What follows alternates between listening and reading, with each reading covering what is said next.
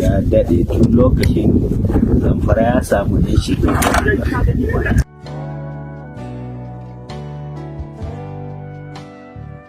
Dalilin daukan bindigar nan mu makiyaya ne.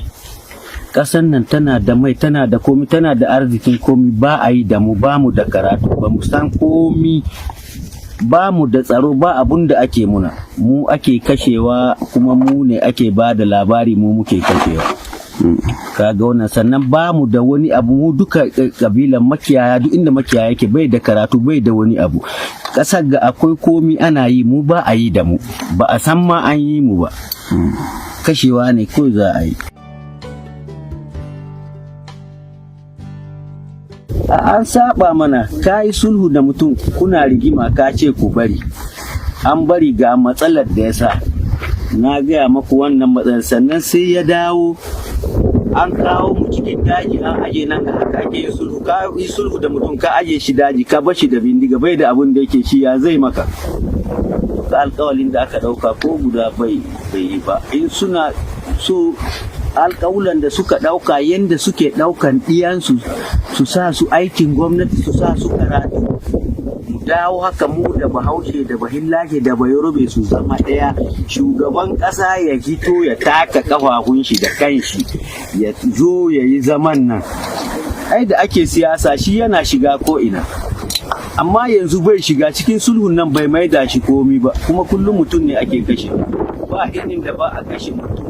Zamfara, Neja, Kaduna, babu ini. Sokoto, Katsina, ba a ini biyu ba a kashe mutum ba.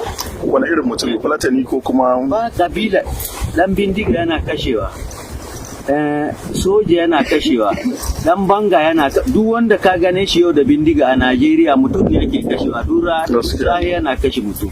Abun da ƙasar da take ciki yanzu, wallahi sai ka yi kuka, ko shugaban ƙasa sai ya yi kuka. Shi shugaban ƙasa abun da ya sa da muka bi cikin mulkin shi ya sa kaga har muna bin sulhu. Ɗauka shi zai gyara Najeriya, amma shi ba mai gyara Najeriya ba ne.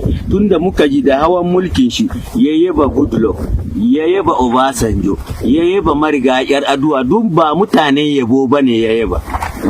Kare ya yaba muna a bashi a lokacin mulki, a bashi makiyaya suna karatu. Budget na ƙasa a lokaci a bashi akwai shi, tunda Obasanjo ya hau an sake budget na kiwo. Ok, wato tun daga lokacin da aka koma mulkin farar hula aka daina kula da Fulani kake nufi kashi? An daina kula da su, an sare masu daji. Mutum guda yana da eka kusan hekta 1000, mutum ɗaya, don yana mai.